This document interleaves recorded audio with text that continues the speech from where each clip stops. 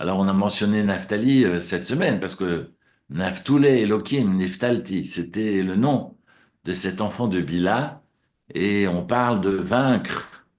Alors, vous voyez que c'est une bataille que je livre tous les lundis soirs en tant que Naphtali.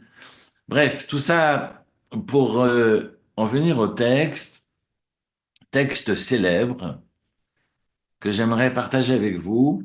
Et vu que je suis très, très aphone, alors je force un peu, mais je vais pas faire long, mais j'aimerais m'attarder surtout sur trois passages de la paracha. Le premier passage, c'est évidemment ces versets qui évoquent la fuite de Jacob, qui est un jeune garçon de 77 ans. Vous allez me dire, c'est jeune, 77. C'est vrai. Mais après 77, on peut plus lire Tintin, donc il faut vraiment en tenir compte. Mais voilà, il a 77 ans, il a passé 14 ans chez Sem, S-E-M, en hébreu Shem, qui est le fils de Noé, pour étudier. Alors c'est vrai qu'on peut se poser la question pourquoi on désigne Abraham, Isaac et Jacob comme les premiers monothéistes, parce qu'on voit bien que bien avant Abraham et bien avant Jacob, donc, eh bien, nous avons affaire à des monothéistes qui vont essayer de prôner, en tous les cas, d'enseigner et transmettre ce monothéisme. Mais ils n'embrasseront pas les foules comme le feront plus tard Abraham, Isaac et Jacob. Raison pour laquelle on présente nos patriarches comme les premiers monothéistes, ou en tous les cas les premiers juifs, si j'ose dire, même si le mot n'est pas tout à fait ad hoc.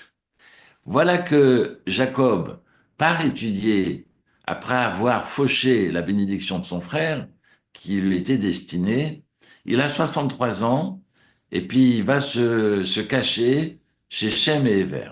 Ever, c'est l'arrière-arrière-petit-fils de Shem, hein, rappelez-vous. Juste pour la petite histoire, Sem est décédé à l'âge de 600 ans. Son arrière-arrière-petit-fils est décédé à 464, c'est vous dire. Donc, je sais que Jacob a connu pratiquement une cinquantaine d'années Shem, qui était le fils de Noé, alors qu'il y a 10 générations qui les séparent, c'est dire. Alors, il s'enfuit, mais on va pas tenir rigueur de ces années où il disparaît pour étudier et refaire le monde spirituellement, en tous les cas le sien, mais on lui tiendra à rigueur des années qu'il n'a pas passées auprès de son père pour le soutenir dans son grand âge, contrairement à Ésaü qui a la bénédiction de son père parce qu'il procède de ce qu'on appelle Kiboud Avahem, il va le respecter. Kiboud Avahem, ça veut dire le respect du père et de la mère. Et on sait qu'Ésaü, quand bien même c'est un voyou, mais il va s'occuper de ses parents. Et Jacob, au retour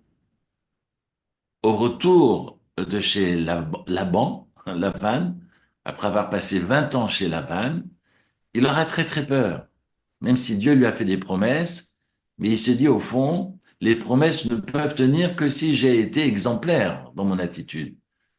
Mais ai-je été exemplaire alors que je sais que mon frère a pu bénéficier de cette mitzvah, qu'il a rempli cette bonne action bien au chevet de mon père et de ma mère, ce que je n'ai pu faire. Alors vous allez me dire, oui, mais enfin, il risquait quand même sa peau, parce que Ésaü voulait en faire du hachis parmentier. Alors, bon, évidemment, il était obligé de disparaître.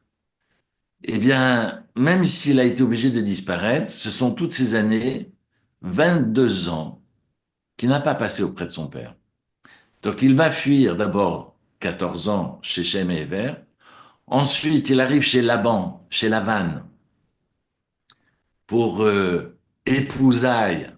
Alors, il a 77 ans, puis il sait il a peu de temps devant lui, sachant que la mission qui incombait à son père ou à son grand-père de créer les 12 tribus leur ont échappé et que c'est une mitzvah qui lui incombe. Vous voyez, la mission, quand on a 77 ans, c'est pas comme quand on a 27 ans ou 17 ans. Là, il part au plus pressé et l'avant lui dit non, non, non, je ne marie pas, vous connaissez l'histoire, mais on va y reprendre dans le texte, je ne donne pas la petite avant la grande. Bref, il va rester 14 ans pour se marier avec Rachel et se mariera et avec Léa et avec Rachel. Et Laban, vous savez ce que veut dire Lavan en français? Laban, C'est son nom, enfin, phonétiquement, sa translittération. Lavan, ça veut dire blanc, alors que c'est le plus grand menteur et le plus grand hypocrite de l'histoire. Comme quoi, les cols blancs ne signifient absolument rien. Je parle pas de Genève, d'ailleurs, évidemment, on est d'accord. Mais voyez que Laban est un hypocrite number one. Il incarne la tromperie et demandera à Jacob, ne pars pas tout de suite, tu as la bénédiction, j'aimerais que tu restes encore un peu avec moi pour que mes troupeaux prolifèrent. Et c'est ce qu'il va faire durant 6 ans. Il va rester donc 20 ans chez Laban. Et quand il retourne en Israël, après avoir passé donc 34 ans déjà loin de papa-maman, 14 ans chez Shem et 20 ans chez Lavan, ça fait 34 ans. Il va encore stationner pendant 2 ans à Shechem, qui aujourd'hui est la ville de Naplouse. Et à Shechem, eh bien, il va y rester encore 2 ans. C'est dire que il ne retrouvera son père qu'après 36 années. Mais Dieu ne tiendra pas compte des 14 ans passés chez Shem, il ne tiendra compte que des 22 ans qu'il a passés chez Lavan et à Shechem. Raison pour laquelle, vous connaissez la loi du talion, je prends ça évidemment avec des pincettes, c'est pas aussi évident que cela, mais son fils disparaîtra pendant 22 ans pour les mêmes raisons. Mida keneged mida, mesure pour mesure. Alors vous me direz, oui, mais il n'avait pas le choix. Ok, il n'avait pas le choix, mais la réalité est là. Et pendant 22 ans, il n'a pu s'occuper de son père. Alors pendant 22 ans, Joseph disparaîtra de ses yeux. C'est lourd. Mon affaire au patriarche. C'est eux qui dessinent nos autoroutes à nous. Notre histoire, c'est pas juste une histoire, c'est mon histoire. Et le sens que je vais pouvoir dégager de cette histoire qui me permet finalement de trouver du sens, non pas du sens pour Jacob, mais pour moi-même. On va y venir un peu plus en détail. Mais simplement vous donner quelques repères au niveau des dates, des datations. On voit que effectivement, il disparaît 34 ans. Lorsqu'il va revenir de chez Lavan, il aura passé 34 ans.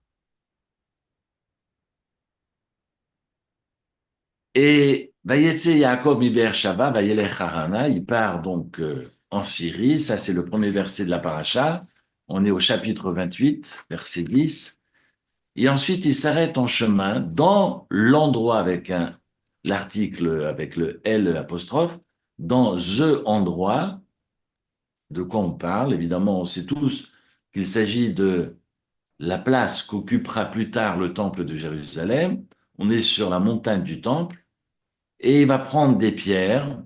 Est-ce qu'il en prend 3? Est-ce qu'il en prend 12? Est-ce qu'il prend autant de pierres que ces 12 tribus qui naîtront et qui vont finalement, vu que la pierre est écrite au singulier au réveil, c'est que toutes les pierres ont fondu les unes avec les autres pour ne former qu'une seule pierre. Il y a cette idée d'unité auquel évidemment il aspire. Et puis il va s'endormir. Et là, c'est ce texte que j'ai partagé avec ceux qui ont pu le lire vendredi par WhatsApp. C'est marqué au verset 12, Vayachalom vehine sulam mutzav arza. Et il fit un rêve. Je vais laisser mon livre. Ça, c'est pas bien quand on éloigne les livres des yeux. Il est derrière moi, je vais pas me lever, mais je vais essayer de le faire de tête. Alors, voilà qu'il fait un rêve. Et on connaît évidemment, non pas les peintures du Rubens, mais on connaît son texte biblique par cœur. Il fait un rêve et il fait le rêve fameux de l'échelle où il voit des anges qui montent et qui descendent. Pourquoi monter pour ensuite descendre? Généralement, les anges descendent du ciel, ils remontent. Mais c'est marqué monter, descendre parce que il a lieu de souligner, comme le fait Rachi, ces anges qui vont l'accompagner en Terre Sainte, qui quitteront Jacob parce qu'ils ne sortent pas de Terre Sainte, et d'autres qui le rejoignent pour l'accompagner au-delà des frontières. On parle de Olim Veyordim, ceux qui montent et ceux qui descendent. Voilà une échelle, curieusement, on pourrait l'imaginer plate, parce que c'est marqué, regardez le verset 12, et pour ceux qui connaissent un peu l'hébreu, Vehine Sulam Mutsav artsa.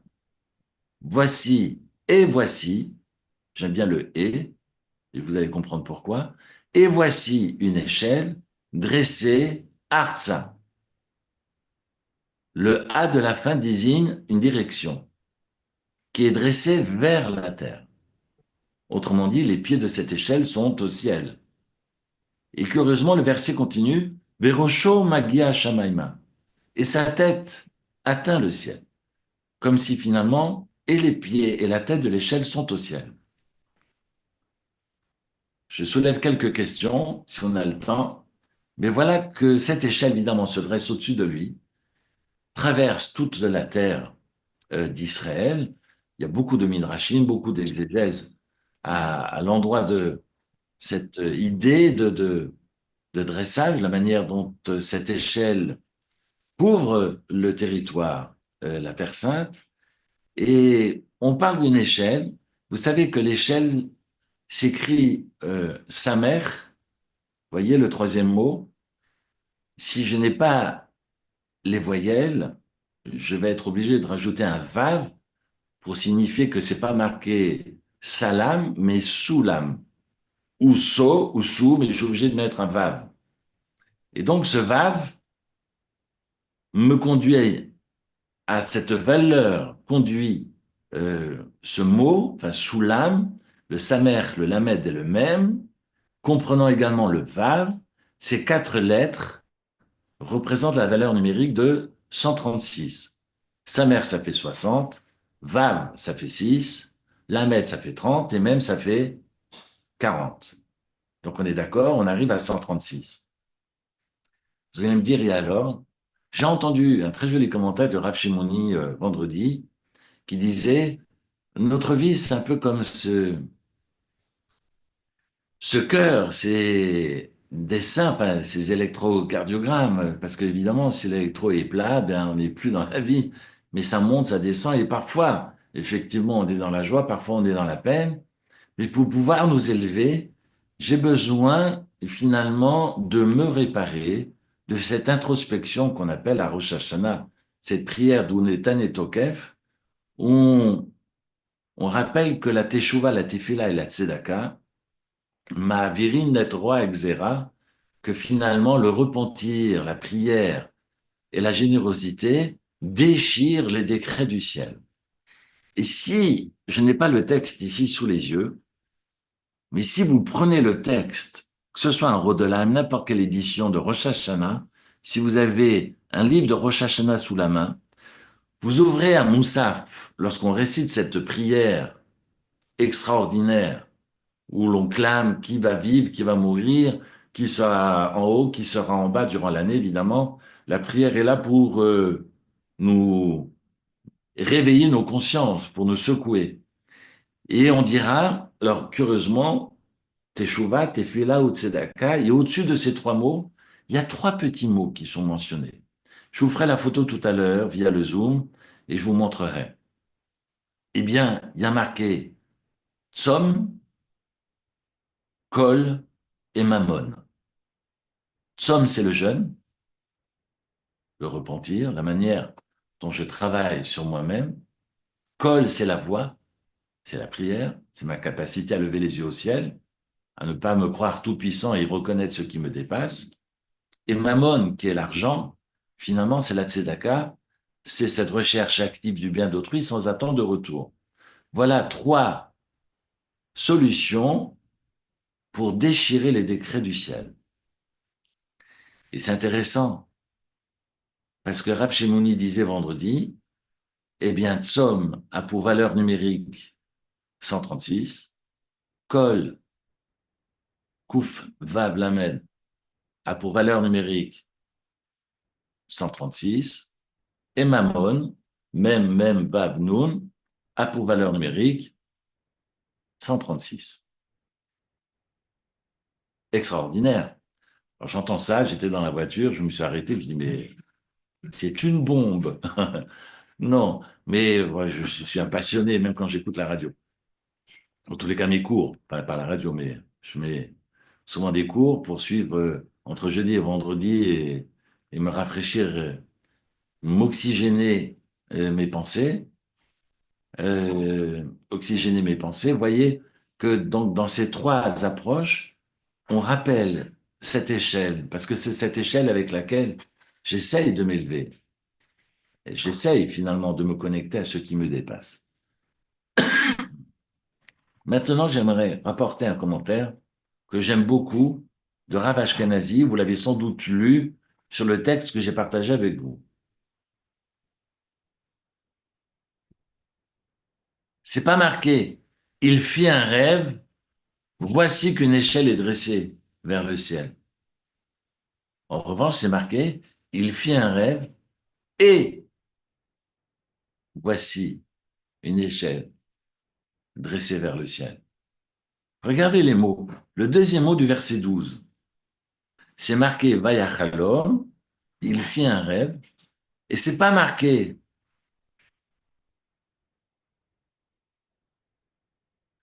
ce 136, juste pour répondre à Émile, ce 136, c'est évidemment, c'est la valeur numérique de l'échelle, sous l'âme, dont on parle.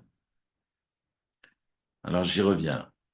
Mais voyez, c'est marqué, regardez le deuxième mot, c'est pas marqué Vayachalom, hine. Vayachalom, deux points, ouvrez les guillemets. Voilà le rêve, voici qu'une échelle se dresse vers le ciel. Non, c'est pas ce qui est écrit. C'est marqué Vayachalom, vehine.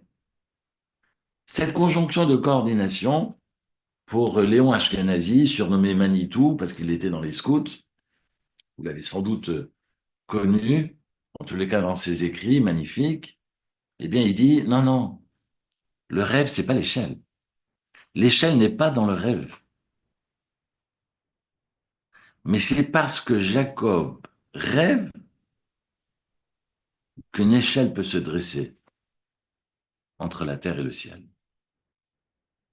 Ça veut dire quoi? C'est parce que je suis capable de rêver, d'ailleurs je rêve très peu, enfin bon, je me souviens jamais de ce que je rêve, mais on oublie. C'est parce que je suis capable de rêver que le lien entre la terre et le ciel peut se réaliser. Mais au-delà, peu importe ce que chacun rêve, ce que je rêve, c'est pas ça le propos de Rav Ashkenazi. Il est en train de nous dire qu'à partir du moment où j'accueille l'irrationnel en ma vie, alors la connexion peut se faire entre le ciel et la terre. Parce que je suis tout le temps dans une maîtrise, enfin j'imagine, je fantasme sur le contrôle des choses et je suis convaincu que je maîtrise tout et quand les choses m'échappent, c'est la catastrophe. Vous voyez, on m'appelait dimanche matin parce que je devais assister à une fin de vie et j'ai dit non mais là je suis dans une visite à la synagogue, je vais pas pouvoir abandonner le public qui est là, je viendrai après. Mais après c'était trop tard. Mais on croit, on se veut tout puissant, on veut être partout à la fois. Et Dieu nous dit oh oh, tu n'es pas Dieu. Sois un peu plus humble et réapprends cette humilité. Et je parle de moi. Finalement, réapprenons à être humble et à retourner à notre place de créature et de cesser de se prendre pour les créateurs ou le créateur. Ce rapport à la toute-puissance, évidemment, nous fourvoie depuis notre naissance. Et voyez, et ce n'est pas anodin, qu'il y a beaucoup de rêves dans tout le Sefer Bereshit, dans toute la Genèse. C'est Abimelech qui rêve, c'est Jacob qui rêve, c'est Pharaon qui va rêver, c'est Joseph qui rêve, ce sont ses voisins d'infortune en prison qui vont rêver. Enfin bref, on passe notre temps à rêver. Mais alors, et la réalité, on s'en fout. Ce que la Torah vient nous apprendre, c'est que ce que nous ne maîtrisons pas participe également de la réalité. Et tant que je ne l'ai pas compris, tant que je n'accueille pas cette dimension irrationnelle dans ma vie, eh bien, je ne pourrai faire de lien et de connexion avec ce qui me dépasse. Et c'est peut-être cela la leçon. Vayachalom vehine sulam mutzavartsa. La soulam, l'échelle, va pouvoir se dresser parce que je suis prêt à accueillir ce que je ne maîtrise pas dans ma vie.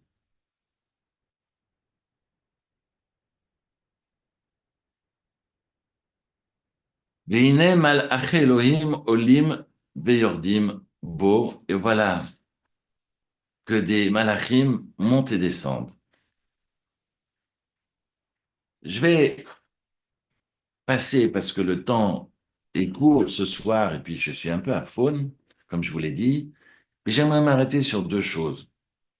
Je passe, j'essaierai l'année prochaine de revenir sur la question de la rencontre entre les bergers et Jacob, parce qu'on voit ce Jacob qui déplace cette pierre de la margelle du puits tout seul, alors qu'ils attendent que tout le monde soit là pour la soulever. Mais de quoi on parle? D'ailleurs, notez que toutes les histoires d'amour commencent autour d'un puits. Le puits, c'est l'eau, mais l'eau, c'est aussi la Torah. Enfin, il y a beaucoup il y a beaucoup évidemment de similitudes. Et on voit un Jacob qui dit, mes frères, peut-être que, euh, mais Aïnatem, d'où êtes-vous? Mais si je dis à quelqu'un, mais t'es d'où toi? Dans la rue, à moins de se prendre un point, évidemment, c'est d'une grande violence. Mais si j'ouvre le bal en disant, mais tu es mon frère, comme je suis ton frère, et Achi, comme on dit en Israël, d'ailleurs, vous entrez dans un magasin, très souvent le vendeur vous dit, euh, vient vous dire, Achi, mon frère, tu veux quoi? Enfin, il n'y a pas de vouvoiement en Israël. Mais ce Achi est Achai. Remarquez, le texte est très curieux et ça vaut la peine de prendre du temps rien que sur ce passage extraordinaire.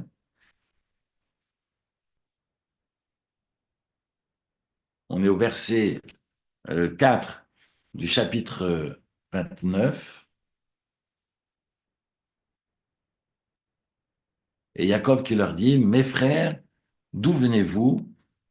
Et ils répondent de Haran. Alors on peut y voir évidemment un premier sens. On a ce deuxième sens parce qu'on sait que Haïn, c'est le néant. Si vous venez du néant, venez avec moi. Moi, je vous montre le chemin du monothéisme. Vous sortirez de ce chaos où vous êtes empêtrés. Et puis eux répondent, il n'y a rien à faire. On vient de Haran. On a un dialogue quand même assez curieux et ça vaut la peine de prendre du temps rien que sur ce dialogue. Je poursuis. Je poursuis avec le texte qui partage évidemment le courage de Rachel, qui est évidemment destiné à Jacob, un Jacob qui arrive sans le sou et qui est accueilli par le père de Rachel, qui va l'enlacer, l'embrasser, le passer sous rayon X, parce qu'il ne comprend pas que Eliezer, qui était venu chercher une épouse pour Yitzhak, qui était la sœur de Laban, était venu avec 10 chameaux et les poches pleines de bijoux, alors que Jacob n'a absolument rien. Rappelez-vous, nous enseigne le Midrash que Eliphaz a été envoyé par Ésaü. Eliphaz est le fils de Esav, est le fils d'Ésaü. Et Eliphaz, qui avait une dette vis-à-vis de Jacob, n'a pas voulu tuer Jacob. Mais il lui a dit, je te prends tout. Comme ça, je dirai à mon père que tu es mort, parce que celui qui n'a plus rien n'est plus dans la vie. Et Jacob a été prêt à lui donner le peu qu'il avait, que son père lui avait donné pour pouvoir trouver épouse. Il lui avait pris tout son argent, tout son or et tous ses biens. Il ne viendra qu'avec son vêtement et son bâton. Même il y a certains commentateurs qui diront que même le vêtement, il ne l'avait plus.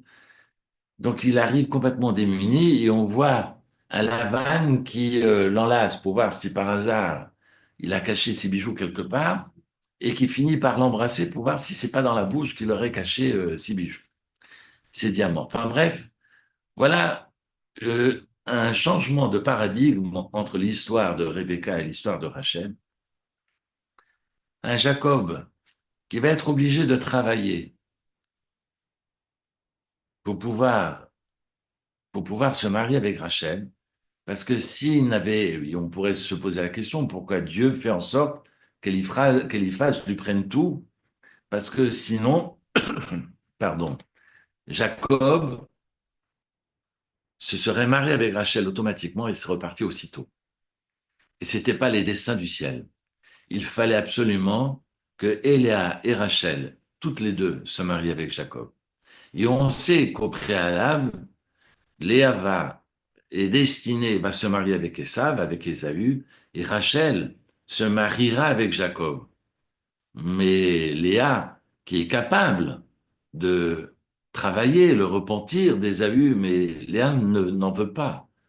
Quand bien même elle a cette force, elle a ce courage d'emmener le cas échéant Ésaü vers le droit chemin, elle n'en veut pas, elle en pleure au point que Rachel lui dit, tu sais quoi, Jacob a donné des codes, ce que nous enseigne le Midrash, parce qu'évidemment, il n'y a pas de lumière, il y a un mariage ce soir, je me marie avec Jacob, et il m'a donné des codes pour que personne ne puisse le tromper. Eh ben, je te les transmets. On est sur une femme, Rachel, qui vit du miracle. On verra également cette force du rapport au monde, de cette ouverture au monde, à travers Joseph, son fils. Ce qu'on appelle Alma d'Idgalaya, qui est le monde de la découverte, le monde de l'extérieur, et Alma dans le Zohar d'Idkasaya, qui est le monde de l'introversion, pour Léa, qui est plutôt, je dirais, dirigée vers l'intérieur, contrairement à Rachel. Mais Rachel est dans cette force qui peut effectivement, j'ai envie de dire, canaliser les foules, raison pour laquelle elle va mourir sur le chemin et elle sera là lorsque les exilés de Babylonie reviendront vers la terre d'Israël. Et elle est toujours là à la croisée des chemins pour nous inviter à recouvrer, à regagner la Terre Sainte. Ça, c'est Rachel. Rachel qui mourra d'ailleurs à la frontière, parce que finalement, si Jacob ne peut pas se marier avec deux sœurs, ça l'est éventuellement possible en diaspora, mais pas sur la Terre Sainte. Je ne vais pas rentrer dans ces débats kabbalistiques, mais voyez que, en tous les cas, Léa veut absolument, absolument être avec Jacob, ne pas être avec Esav, et elle va faire un immense sacrifice, Rachel, pardon, et lui transmettre le mot de passe ou les codes que, alors certains diront, ces codes, c'est Chala, Nida et Nerot, mais bon, je ne veux pas maintenant rentrer dans ces discussions midrashiques, mais c'est intéressant de la manière dont finalement fait preuve Rachel d'une abnégation totale vis-à-vis de sa sœur, qui est effondrée à l'idée de se marier avec Ésaü. On a j'allais dire, cette double force, et on l'a vu la semaine dernière, on avait terminé là-dessus, Jacob qui porte ces deux mondes, le monde terrestre et le monde céleste, et qui va devoir finalement porter ces deux mondes avec celle qui est dans ce monde terrestre, qui est Rachel, qui est cette ouverture à l'autre, et Léa qui est plutôt dans l'introversion, et qui est plutôt dans ce rapport, j'allais dire, avec le Très-Haut, qui est plutôt céleste, et on a Jacob qui embrasse ces deux mondes, qui va porter ces deux mondes, et qui va faire preuve d'ailleurs, on l'appellera le jouteur divin, on le verra la semaine prochaine, après la bagarre avec l'ange, mais il est dans cette joute où, contrairement à Abraham ou à d'autres qui ont changé leur nom et ne jamais revenir sur leur premier nom, on a un Jacob qui va être nommé plus tard Israël et qui, selon les occasions, si l'occasion est plutôt funeste ou l'occasion est joyeuse, eh bien, se nommera soit Jacob, soit Israël. S'il est en Terre Sainte, il s'appelle Israël. S'il file vers l'Égypte, il se fait rappeler de nouveau Jacob dans le texte. Ça vaut la peine de vérifier tout cela dans les mots la semaine prochaine et la semaine suivante. Et voilà que Jacob, finalement, a également cette double, j'allais dire, identité, qui est ce travail du cœur et de l'âme. Le cœur et l'âme. Il y a toujours eu, finalement, ces deux mondes. On le voit avec Judas et Joseph, et on le verra depuis le schisme jusqu'à aujourd'hui.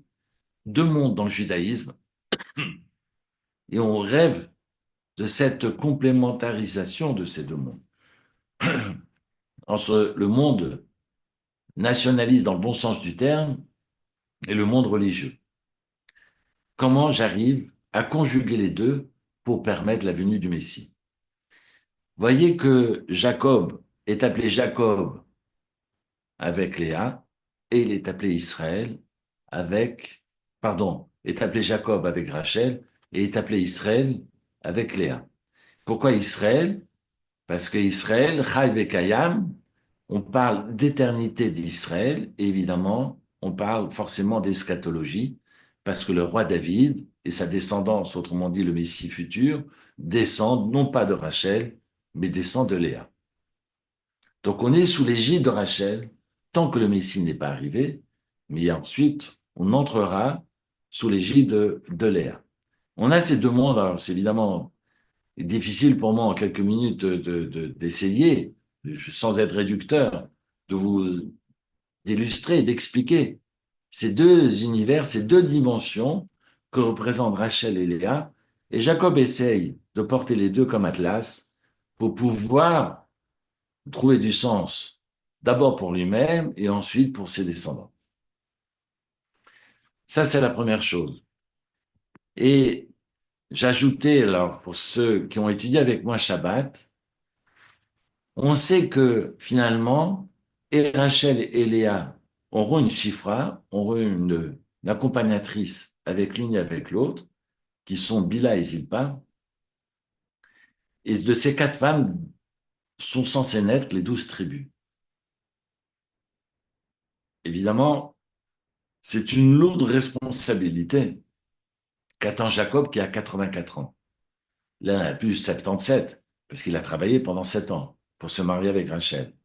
Puis il se retrouve avec Léa, donc il va retravailler encore 7 ans. Donc il va, au bout de 7 jours, les Shiva Brachot, il va pouvoir enfin se marier avec Rachel, mais il peut la gagner totalement qu'en ayant travaillé encore 7 ans supplémentaires. Donc finalement, la première fois où il va se marier, Jacob aura 84 ans. Vous allez me dire, c'est jeune, ok, très bien. Je suis d'accord avec vous. Mais voyez que à 84 ans, quand on sait qu'on a une mission qui est existentielle, c'est pas simple pour Jacob. Et pour ses épouses non plus. Et Léa est persuadée que chacune de ces femmes aura 3 enfants. Parce que si 12 tribus doivent naître de ces 4 femmes, donc chacune d'elles aura 3 enfants. Jusque-là, on est d'accord. Quand le quatrième enfant de Léa naîtra, Léa est complètement retournée et elle dira un mot que j'aimerais partager avec vous. Et je vous invite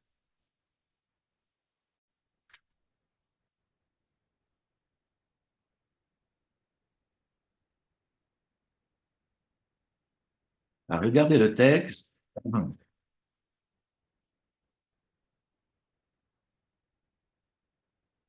Chapitre 29, verset 35.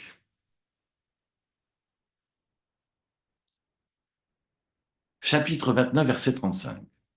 Elle conçut encore, donc elle fut surprise. Elle va enfanter un enfant et elle dira 7 fois, Hapa'am, Odé et Hashem. Odé, Hoda'a, Modéani, Toda, ça veut dire remercier. On est d'accord. Modéani lefanecha. Odé et Hashem. Je remercie Akadosh Baruch Hu, je remercie le Sabini soit-il. Alken, c'est pourquoi, Karashemo Yehuda, qu'elle va nommer son fils Yehuda. Et elle cessa d'enfanter. Elle aura d'autres enfants plus tard. Mais là, à ce moment-là, on est à la fin du chapitre 29, elle cesse d'enfanter. Cet enfant s'appelle Yehuda. Et être juif se dit être Yehudi. Parce qu'on sait qu'après le schisme et après la disparition des 10 tribus d'Israël, ne demeureront encore debout uniquement les tribus de Benjamin, de Lévi, mais essentiellement et majoritairement la tribu de Yehuda, d'où le nom judéen. On parle de la Judée, qui sera envahie plus tard, un siècle plus tard, en moins 586 par les Babyloniens, et tout le monde dira, finalement, On est juif parce que ce mot juif naît de Yehudi. Yehudi, judéen, Juden, que ce terme va naître de là. La plupart des historiens sont d'accord sur cette lecture. Et vous voyez que Yehuda signifie finalement remercier le ciel. Et le Talmud écrit, et là c'est quand même assez curieux, eh bien c'est bien la première fois dans l'histoire biblique que quelqu'un remercie Dieu. Et là, évidemment, tout le monde s'étonne, mais comment c'est possible? On sait bien que Caïn et Abel n'ont pas offert des offrandes. C'est évidemment vis-à-vis de Dieu. Lorsque Noé sort de l'arche, il fait des offrandes vis-à-vis de Dieu. Enfin, tout le monde est les yeux tournés vers le ciel pour remercier Akadosh Baruch Hu. Comment se fait-il que le Talmud écrit dans Brachot, dans le traité talmudique de Brachot, que finalement, on a attendu que Léa vienne pour pouvoir exprimer toute notre reconnaissance vis-à-vis du ciel. Alors, j'ai lu un très joli texte de Rav Gershon Cohen, Zichrono Livracha, qui était mon oncle d'ailleurs, qui écrit que on apporte dans le Talmud que celui qui récite le Hallel tous les jours, on le fait taire parce que c'est un blasphème. Alors, c'est quoi le Hallel? Le Hallel fait partie des 7 commandements des sages.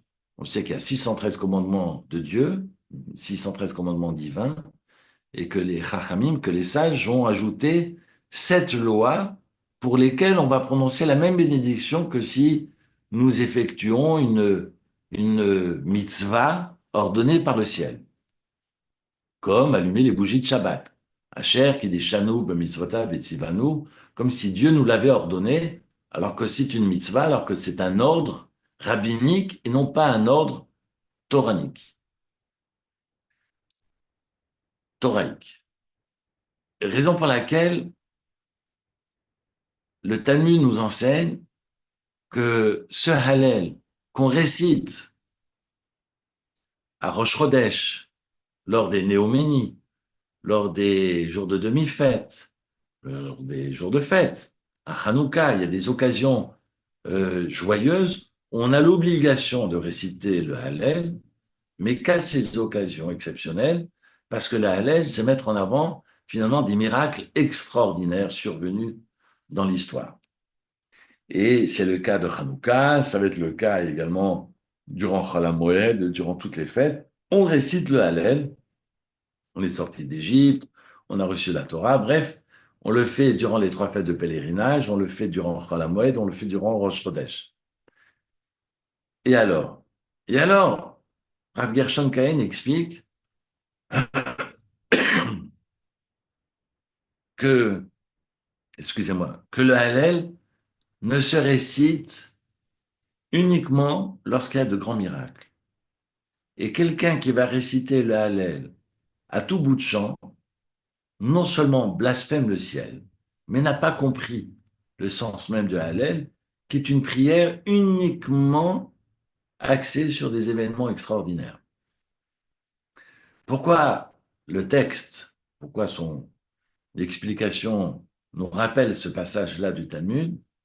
Pour nous signifier que Caïn et Abel, ou que ce soit Adam Arishon qui apporte des sacrifices, qui est tellement émerveillé par sa propre création et ce qu'il voit autour de lui, mais également Noé, même s'il tombe dans l'ivresse plus tard. Mais on voit que, ayant survécu à des événements extraordinaires, on va avoir nos patriarches, ou dans tous les cas nos ancêtres, eh bien, apporter des sacrifices et faire ce Hallel-là. Mais il ne récite pas le Hallel à tout bout de champ. Et ce que Léa vient nous apprendre, c'est pas de faire le Hallel à tout bout de champ, tous les jours, mais c'est juste de dire merci. Kol neshama te hallelia, alléluia. Kol neshama te hallelia, alléluia. Finalement, c'est notre capacité à chaque respiration. Kol neshama. À chaque respiration, de dire merci. Évidemment, si chaque fois je respire, je dis merci, merci, je ne vais pas pouvoir parler avec vous.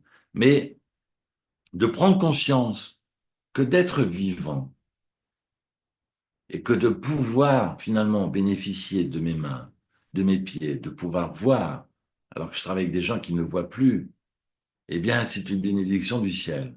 Raison pour laquelle je racontais Shabbat soir que parfois j'accueille des classes qui ne sont pas de tradition juive, mais de l'école Inde et autres, et qui me demandent très souvent d'expliquer le judaïsme en une demi-heure ou trois quarts d'heure. Alors évidemment, je ne vais pas leur faire un cours sur la manière dont on cuit le café le Shabbat, parce que on n'est pas sorti de l'auberge, et puis ils vont me prendre pour un taré, ils auront bien raison. Mais en revanche, ce que je fais, c'est de poser la question à cette assistance de jeunes adolescents, souvent 15, 16, 17, je leur demande où on est dans un pays du ski. Et dans ce pays du ski, il arrive parfois, malheureusement, d'être dans le plâtre, de se retrouver plâtré, la jambe, le bras. Est-ce que ça vous est déjà arrivé, évidemment, lorsque j'ai 100 gamins devant moi, ils sont tous en train de oui, moi. Alors j'en ai arrêté un, je fais toujours cet exercice sympathique, et je leur demande, alors quand vous avez enlevé le plâtre, quel effet ça vous a fait? Évidemment, les gens sont étonnés. Je dis, oui, je repose ma question. Quand vous a enlevé le plâtre du pied ou du bras, quel effet ça vous a fait? C'est génial. Bah oui, c'est génial. Je peux de nouveau écrire. Mais moi, je vous pose la question maintenant dans l'autre sens. Est-ce que vous êtes capable tous les matins, devant le miroir de votre salle de bain, et faire, c'est génial. Dieu merci. C'est génial, je vois. C'est génial, je peux marcher. Raison pour laquelle, et ça me fait toujours froid dans le dos quand je lis ce passage de Jacob. Jacob n'a plus rien. Jacob n'a plus rien et il demande pas grand-chose à Dieu. Et après, j'y arriverai. Il a compris que Dieu est avec lui et il ne met aucune condition. Il demande à Dieu, simplement, regardez le verset 20 du chapitre 28, 28, verset 20. Vaïda Jacob neder les morts. Et donc, Jacob fait un vœu. Imiye Elohim, il m'a dit, si Dieu est avec moi, alors c'est pas conditionné. Que Dieu soit avec moi. Ushmarani baderech hazeh asher anochi oler. Et qu'évidemment, Dieu marche avec moi dans cette voie. Venatani lechem lechol ou veged lilbosh. Qui me donne du pain à manger et un vêtement pour vêtir. Pourquoi vous, le pain, vous le mettez dans les oreilles? Je me souviens qu'à Vérel, il mettait du persil dans les oreilles. Mais est-ce que le pain, vous le mettez ailleurs que dans la bouche? Ça veut dire quoi? Jacob se lève, il est estomaqué parce qu'il est en train il vibre de tout ce qu'il a vécu, et il dit que Dieu fasse que j'ai du pain à manger, un vêtement pour vêtir. Mais évidemment, le pain, c'est pour manger. Pourquoi Jacob dit un pain pour manger? Que Dieu me donne un pain et un vêtement, et que je puisse continuer mon chemin. Parce que je peux avoir du pain sur la table et de ne pas pouvoir le manger tout seul. Et je vis ça tous les jours. Et je peux avoir mon armoire plein de vêtements, être en chaise roulante et être incapable de m'habiller tout seul. C'est pas moi qui ai rend ce commentaire, c'est Laura Achem Akadosh. Je trouve ça extraordinaire. Est-ce que je suis capable de remercier le ciel parce que je n'ai besoin de personne pour manger, ni pour me vêtir? Est-ce que je suis capable de dire grâce à Dieu? Je suis vivant, je marche, je peux me mobiliser tout seul, je peux me vêtir tout seul, je peux manger tout seul. C'est anodin? Non, c'est pas anodin. C'est ce qu'on appelle le miracle de la vie. Raison pour laquelle Léa demande à ce que son quatrième enfant, qui ne lui était pas destiné, parce qu'elle pensait n'avoir que 3 enfants, je vais l'appeler Merci. Mais merci, autrement dit, je suis juive parce que je sais dire merci. Et celui qui ne sait pas dire merci et qui ne sait pas être reconnaissant, on peut douter de sa judaïté. Celui qui est ingrat ne peut pas être juif. Et c'est ce que Léa nous apprend. Il va s'appeler Yehuda parce que à partir de maintenant, que j'ai cet enfant qui ne m'est pas destiné, je remercie le ciel. Kol Neshama, à chaque respiration. Merci de pouvoir finalement subvenir à mes besoins. Il ne s'agit pas de construire des châteaux en Espagne, il s'agit juste de pouvoir se vêtir tout seul et de pouvoir manger tout seul. Et cette autonomie, on ne la mesure pas, mais c'est un cadeau de Dieu. Voilà pour ce soir.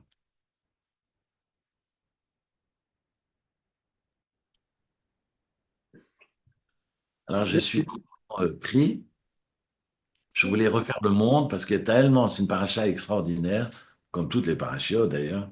Mais je voulais vous embêter encore plus longtemps, mais ça sera la semaine prochaine si vous êtes d'accord. תודה רבה, שבוע טוב, רפואה שלמה. Merci beaucoup, Shavuotov. Au revoir tout le monde. Merci beaucoup. Bonne soirée à tout le monde. Bonne soirée. Bonne soirée, merci beaucoup, Eric. Carla, t'abrasse. Merci à vous. Au revoir. Ciao, Carlita. Ciao.